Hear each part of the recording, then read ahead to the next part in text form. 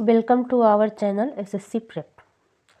तो आज का हमारा टॉपिक है संख्याएं। पहला है प्राकृतिक संख्याएं। पहला क्या है? प्राकृतिक संख्याएं। जिन संख्याओं से किसी वस्तु की गणना की जा सकती है। वस्तु की गणना हम कैसे करते हैं?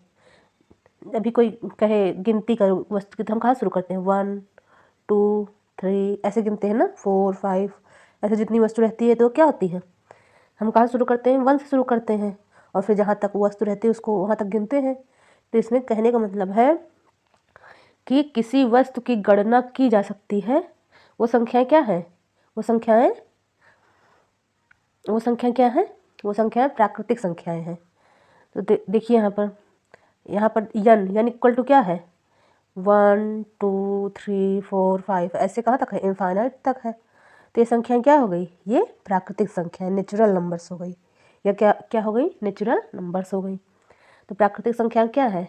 जिन संख्याओं से किसी वस्तु की गणना की जा सकती हो, वो क्या है? प्राकृतिक संख्या है। गणना करने के लिए हम कहाँ शुरू करते हैं? 1 से। तो n इक्वल टू क्या हो जाएगा? 1 से लेकर अनंत तक ऐसे गिनते चले जाएंगे। 1 2 3 4 5 6। तो ये सब क्या है? ये प्राकृतिक संख्या है। चलिए अगली संख्या देखते हैं। अगली संख्या हमारी पूर्ण संख्या है। अगली कौन सी संख्या है? पूर्ण संख्याएं। अब देखिए पूर्ण संख्याएं क्या होती हैं। देखिए प्राकृतिक संख्याओं में शून्य को शामिल कर लें। पूर्ण संख्या क्या है? होल नंबर्स क्या है? प्राकृतिक संख्या हमारी कहाँ से थी? 1 से थी। 1 2 3 ये प्राकृतिक संख्याएं हैं। अगर इसमें हम शून्य को शामिल कर लें, 0 को शामिल कर लें, ये पूर्ण संख्याएं हो जाएंगी। तो 0 से लेकर 0 1 2 3 4 इनफाइनाइट तक ये क्या है? ये पूर्ण संख्याएं हैं। तो प्राकृतिक संख्याओं में शून्य को शामिल कर ले तो क्या है? पूर्ण संख्याएं। इसको किससे डिनोट करते हैं? W से। तो W बराबर क्या हो गया? 0 1 2 3 ऐसे ऐसे इनफाइनाइट तक है। चलिए अगली संख्या देखते हैं। इंटीजर्स क्या होते हैं? प्राकृतिक संख्याओं में उनकी ऋणात्मक संख्याएं तथा शून्य को सम्मिलित कर लेने पर क्या होती हैं? पूर्णांक होती हैं, इंटीजर्स होती हैं। तो देखिए प्राकृतिक संख्याएं ये हैं, 1 2 3 4 5 ये क्या था?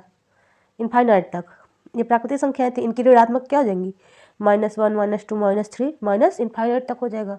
और कह रहा है शून्य को भी शामिल कर लिया जाए तो शून्य भी है। तो क्या हो जाएंगी? ये पूरी पूर्णांक संख्या हो जाए। इनको किससे डिनोट करते हैं? आई से। तो पूर्णांक संख्या क्या होती हैं? माइनस इनफाइनाइट से प्लस इनफाइनाइट तक क्या होती हैं? पूर्णांक होती है। चलिए अगली संख्या देखते हैं। देखिए धन पूर्णांक। ये क्या पूछ रहा कह रहा है? ये कह रहा है धन पूर्णांक। धन पूर्णांक क्या होती हैं? पूर्णांक तो हम जान गए कि माइनस वाली संख्या 0 और 1 से लेकर इनफाइनाइट तक। और धन पूर्णांक क्या हो जाएंगी? जो पॉजिटिव में हो। पॉजिटिव संख्याएं कहाँ हैं? 1 है और इसकी ऋणात्मक संख्या ये है। तो यही पूरा पॉजिटिव वाली जो संख्या है वही क्या है? वही धन पूर्णांक है। या फिर धन पूर्णांक को क्या बोल सकते हैं? प्राकृतिक संख्या भी बोल सकते हैं। और यहाँ पूर्णांक को किससे डिनोट कर रहे थे? आई से। तो धन पूर्णांक को किससे डिनोट करेंगे? आई प्लस से। प्लस है, धन पूर्णांक कह रहा है, पॉजिटिव कह रहा है, तो आई प्लस इक्वल टू 1 2 3 4 5 ऐसे कहाँ तक? इनफाइनाइट तक। ये धन पूर्णांक। अब इसी में आपसे पूछ ले ऋण पूर्णांक। ऋण पूर्णांक क्या होगा? वही जो पूर्णांक दिया गया था, यहाँ पर देखिए पॉजिटिव वाला लिए और यहाँ पर क्या करेंगे? ऋणात्मक संख्याएं लेंगे। तो देखिए -1 -2 -3 ऐसे ऐसे कहाँ तक? माइनस इनफाइनाइट तक। तो क्या हो जाएंगी? ऋण पूर्णांक हो जाएंगी। और ऋण पूर्णांक को आई को किससे डिनोट करते हैं? माइनस आई से। तो क्या हो गई? ऋण पूर्णांक हो गई। अब देखिए आगे देखते हैं। अगली हमारी सम संख्याएं, इवन नंबर्स। इवन नंबर्स क्या होते हैं? जो संख्याएं 2 से पूर्णतः विभाजित हो। देखिए 2 से पूर्णतः विभाजित हो तो वो संख्याएं क्या होती हैं? वो संख्याएं सम संख्याएं, इवन नंबर्स होती हैं। तो देखिए 2 से 2 खुद विभाजित है, 4 विभाजित है, 6 विभाजित है, 10 विभाजित है और 12। मतलब कोई भी संख्या हो सकती है। मतलब 2n प्रकार की संख्याएं क्या होंगी? ये 2 से विभाजित होंगी। तो वो संख्याएं क्या हो जाएंगी? वो संख्याएं सम संख्याएं हो जाएंगी। अब विषम संख्या क्या हो गया? सम संख्या का उल्टा। देखिए विषम संख्या क्या थी? जो 2 से पूर्णतः विभाजित थी। और विषम संख्या क्या हो जाएंगी? जो 2 से पूर्णतः विभाजित ना हो।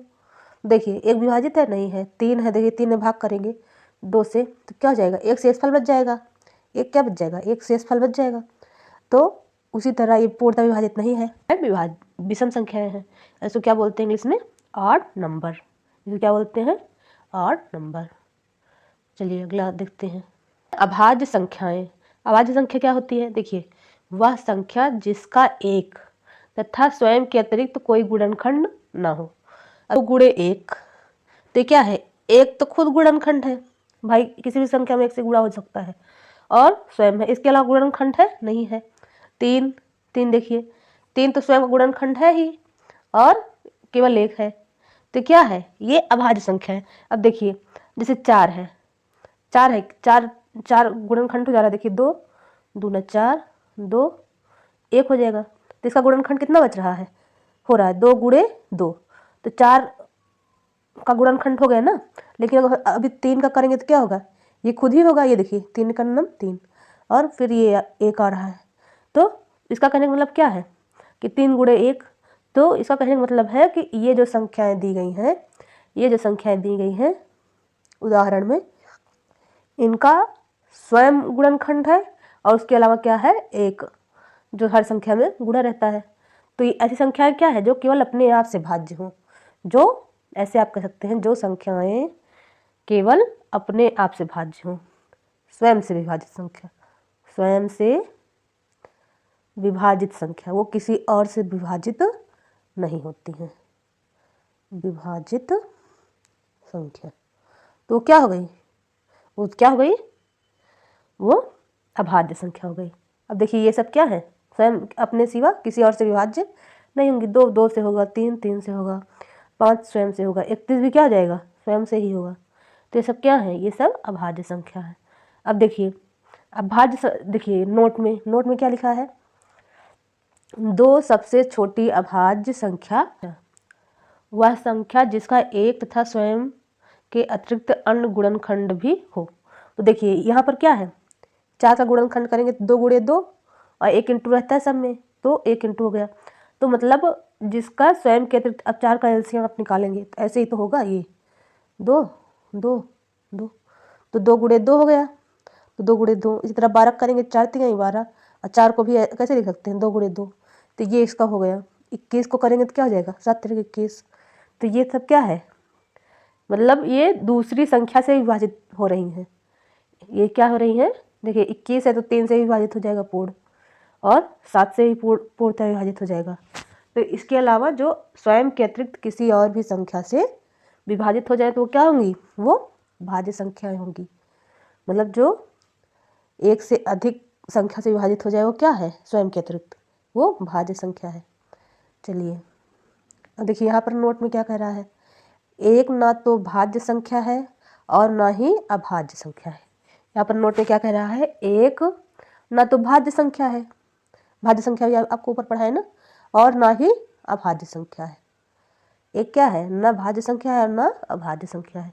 अब देखिए, सह अभाज्य संख्याएं, को प्राइम नंबर्स। देखिए, दो संख्याओं का महत्तम समापवर्त, इसको क्या बोलते हैं? मासा या एचसीएफ क्या हो? एक हो। अब देखिए, मासा में क्या होता है? कॉमन फैक्टर होता है, और यहाँ पर कॉमन फैक्टर क्या कह रहा है? यहाँ पर कॉमन फैक्टर क्या कह रहा है? एक हो। क्या हो? एक हो। देखिए, जब इसका करेंगे, दो का करेंगे तो क्या हो जाएगा? दो गुणे एक, दो गुणे एक। तीन का करेंगे तो क्या होगा? तीन गुणे एक। तो इन दोनों में कॉमन क्या आ रहा है? एक ही तो आ रहा है, तो इसका एचसीएफ क्या हो जाएगा? इसका एचसीएफ 1 हो जाएगा। इसका एचसीएफ कितना हो जाएगा? 1 हो जाएगा। तो वही कह रहा है, दो ऐसी संख्याएं जिनका महत्तम समावर्त कितना हो? एक हो, तो वो आपस में क्या होती हैं? सह अभाज्य संख्याएं होती हैं, को प्राइम नंबर्स होती हैं। देखिए, जैसे 10 और 21, 10 और क्या है? 21, तो ये भी आपस में क्या है? आपस में क्या है? को प्राइम नंबर्स हैं। 3 और 8 क्या है? सहअभाज्य संख्याएं हैं। 21 और 22 क्या है? सहअभाज्य संख्याएं हैं। तो जिनका दो संख्याओं का महत्तम समापवर्त एक हो, वो क्या होती हैं? आपस में सहअभाज्य संख्याएं होती हैं। चलिए नोट में देख, इसमें कह रहा है कि अगर दो संख्याएं हैं और उनका जरूरी नहीं है कि दोनों क्या हों? अभाज्य हों। देखिए, इसमें दोनों में क्या है? ये दोनों अभाज्य हैं, लेकिन ये दोनों देखिए, ये दोनों 10 क्या है? भाज्य है। 10 भाई किससे विभाजित है? 2 गुणे 5 हो जाएगा, तो 5 से विभाजित है और 2 से विभाजित है, तो ये भाज्य संख्या हो गई। और 21 भी क्या है? 7 गुणे 3, मतलब ये 3 से विभाजित है और 7 से विभाजित है, तो दोनों अभाज्य संख्या हो गई। ये दोनों क्या हो गई? भाज्य संख्या हो गई। और यहाँ तीसरे वाले एग्जाम्पल में देखिए, तीसरे वाले 3 और 8 है, 3 और 8 है। 3 क्या है? 3 एक अभाज्य संख्या है, ये केवल स्वयं से विभाजित होगी। और 8 क्या है? 8 है 2 गुणे 2 गुणे 2, या फिर इसको क्या लिख सकते हैं 4 गुणे 2, मतलब 4 से विभाजित है और 2 से विभाजित है। तो ये 3 भाज्य संख्या है। 3 क्या है? 3 अभाज्य संख्या है और 8 क्या है? भाज्य संख्या है।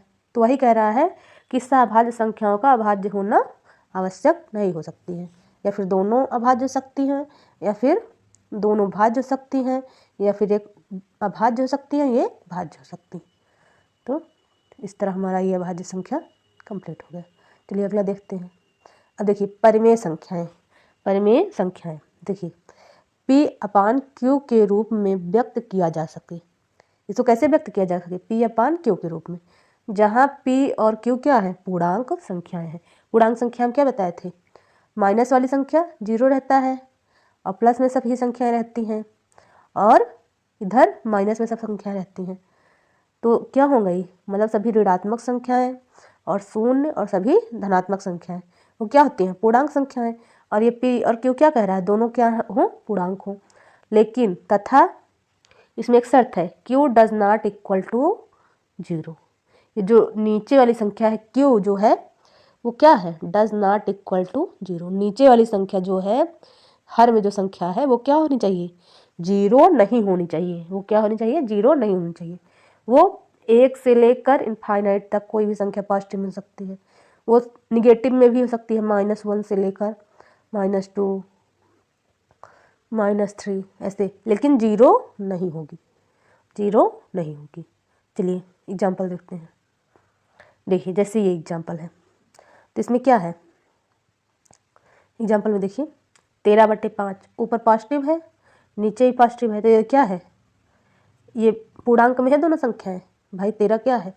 13 पूर्णांक संख्या है, 1 से इनफाइनाइट के बीच में आती हैं, और 5 भी क्या है? 1 से इनफाइनाइट के बीच में आती हैं, और P अपान Q के रूप में है। देखिए 13/5 तो क्या है? ये परिमेय संख्या है। इसी तरह 11/4 है। इसी तरह -7/11 -7/11 का देखिए ये कहाँ से आ रही हैं? ये -1 से इनफाइनाइट के बीच में है, माइनस इनफाइनाइट के बीच में। ये कहाँ तक है? -1 से लेकर माइनस इनफाइनाइट के बीच में है, -7। 11 कहाँ से है? 1 से लेकर 2 ऐसे क्या करके इनफाइनाइट तक है, तो ये भी P अपान Q के रूप में है। और 22/7 ये भी P अपान Q के रूप में है। और 3/-5 देखिए ऊपर वाला 1 से लेकर इनफाइनाइट तक है, और ये वाला -1 से लेकर माइनस इनफाइनाइट तक है, ये भी P अपान Q के रूप में। अब देखिए यहाँ पर है संख्या 0, केवल 0 लिखा है। यहाँ पर क्या लिखा है? केवल 0। तो देखिए 0 कब आता है? 0 को हम कैसे लिख सकते हैं? 0 को हम ऐसे लिख सकते हैं, 0 है कोई संख्या, इक्वल टू हम क्या लिख सकते हैं? नीचे कोई भी संख्या, जैसे हम मान लेते हैं नीचे 1 है और ऊपर क्या है? 0, तो इसका मान क्या होता है? 0। और अगर नीचे 0 है, ऊपर कोई संख्या है, ऊपर जैसे कोई संख्या मान लेते हैं 1, तब इसका मान क्या होता है? इसका मान होता है इनफाइनाइट। इसको देखिए किसी संख्या में अगर 0 से भाग देंगे, किसी संख्या में अगर 0 से भाग देंगे तो उसका मान क्या हो जाएगा? इनफाइनाइट हो जाएगा। और अगर 0 को किसी संख्या से भाग देंगे तो उसका मान क्या होगा? 0 होगा। तो हम इस 0 को इस तरह लिख सकते हैं, 0/1 लिख सकते हैं। तो 0/1 जब हम लिखेंगे, 0/1 लिखेंगे 0 को, तो ये 0 क्या हो गया? 0 पूरी पूर्णांक संख्या में आ गई। भाई हम P और Q क्या बताए हैं?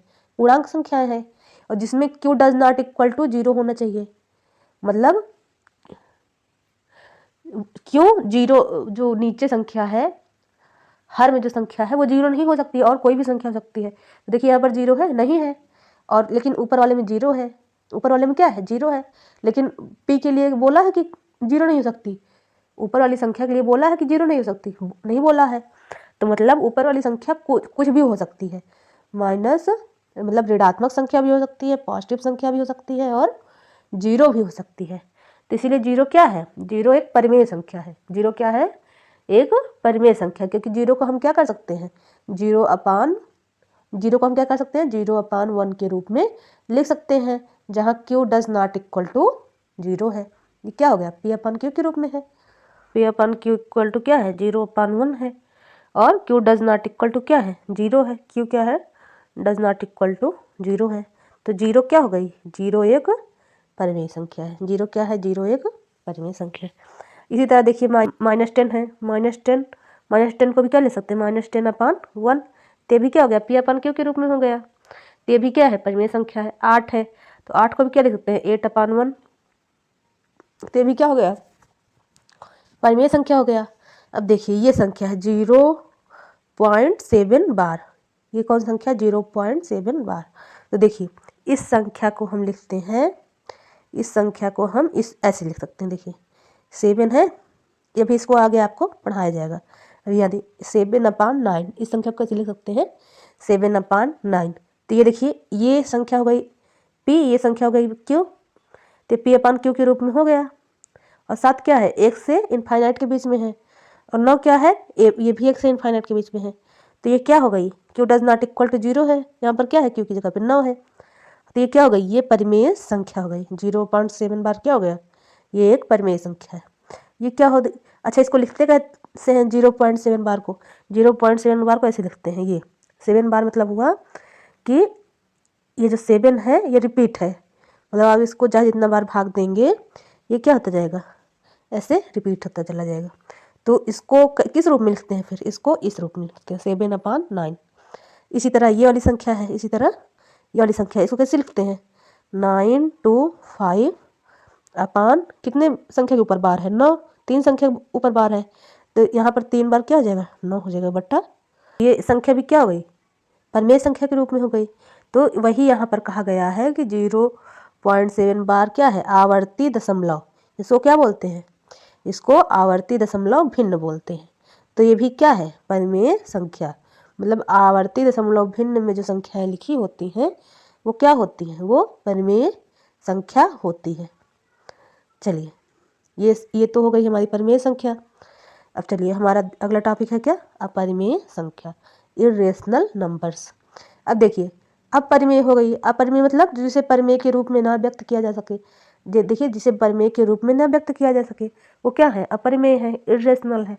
तो देखिए √2 है, उदाहरण देखिए √2 है, तो इसको परिमेय के रूप में व्यक्त किया जा सकता है, नहीं किया जा सकता, √2 का गुणन वही नहीं होगा, इसको हल नहीं होगा। और इसके नीचे क्या लगा देते हैं 1, तो ये देखिए नीचे वाला तो 1 ठीक है, क्या है नीचे वाला पूर्णांक में आ गया, लेकिन √2 पूर्णांक है नहीं है, केवल अगर 2 होता तो वो क्या होता पूर्णांक, लेकिन √2 क्या है पूर्णांक संख्या नहीं है, तो इसको परिमेय के रूप में व्यक्त नहीं किया जा सकता। तो ये क्या है ये अपरिमेय संख्या है।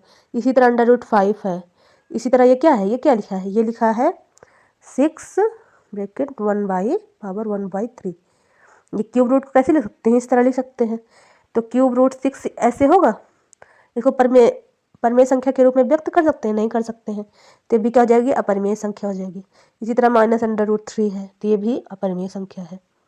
पाई, यहाँ पर देखिए क्या है पाई, पाई क्या बोल रहा है अपरिमेय संख्या है। अब देखिए अपरिमेय संख्या क्यों है ये देखते हैं। अब देखिए कुछ लोग क्या सोचेंगे कि पाई को हम क्या लिख सकते हैं 22/7, क्या लिख सकते हैं 22/7, लेकिन देखिए 22/7 क्या है एक परिमेय संख्या है, 22/7 क्या है एक परिमेय संख्या है, लेकिन पाई का जो सन्निकट मान होता है जो रियल मान होता है वो क्या होता है 3.14, मतलब ना तो ये संख्या रिपीट होती है और ना ही इसका कोई अंत होता है, मतलब ये अनंत तक आप सॉल्व करते चले जाएंगे इनफाइनाइट तक, तब भी ये संख्या का अंत नहीं होगा। देखिए यहाँ पर कुछ अंक तक देखिए लिखा गया है मान, ये पाई इक्वल टू क्या है 3.144159 ऐसे ऐसे देखिए अनंत तक ये गया है, तो ये सॉल्व संख्या नहीं होगी। इसको जब 22/7 का जब सन्निकट मान निकालेंगे हम 22/7 को, तो ये कभी सॉल्व नहीं होगा। तो पाई अपरिमेय संख्या क्यों है ये देखिए, पाई एक अपरिमेय संख्या है क्योंकि 22/7 पाई का यथार्थ मान नहीं है। ये संख्या हम क्या बताए थे 22/7 क्या है ये एक परिमेय संख्या है, 22/7 क्या है एक परिमेय संख्या है, लेकिन पाई परिमेय संख्या नहीं है। ये क्या कौन संख्या है ये अपरिमेय संख्या है, ये कौन संख्या है अपरिमेय संख्या, क्योंकि इसका कोई निश्चित मान एकदम एग्जैक्ट मान नहीं निकलता, यथार्थ मान नहीं निकलता, अतः इसका सन्निकट मान है, ये इसका क्या है ये इसका मान है पाई का। तो इसीलिए जब पाई का कोई एग्जैक्ट मान नहीं निकलता तो क्या हो गया, वो एक परिमेय संख्या हो गई। तो इस तरह देखिए पाई है अपरिमेय, अपरिमेय, और 22/7 क्या है, 22/7 है परिमेय संख्या। 22 क्या है, अब कोई आपसे पूछे तो आप ये बताएंगे 22/7 क्या है, P/Q के रूप में है। देखिए P क्या है, 1 से इनफाइनाइट तक है, और Q क्या है, 0 नहीं है, 7 है, क्या है, 7 है, तो ये परिमेय संख्या है। लेकिन पाई जो है उसका कोई सन्निकट मान नहीं है, अनिश्चित है। देखिए अनिश्चित इनफाइनाइट तक सॉल्व होगा, तो क्या होगा जाए, इसका कोई सन्निकट मान एग्जैक्ट मान नहीं है, तो इसीलिए क्या है, पाई पाई अपरिमेय संख्या है। पाई क्या है, अपरिमेय संख्या है। तो इस तरह आपका ये टॉपिक ख़त्म होता है। आशा करती हूँ आपको ये टॉपिक अच्छे से समझ में आया होगा। अगर आपको ये वीडियो अच्छा लगा हो तो please like share and subscribe.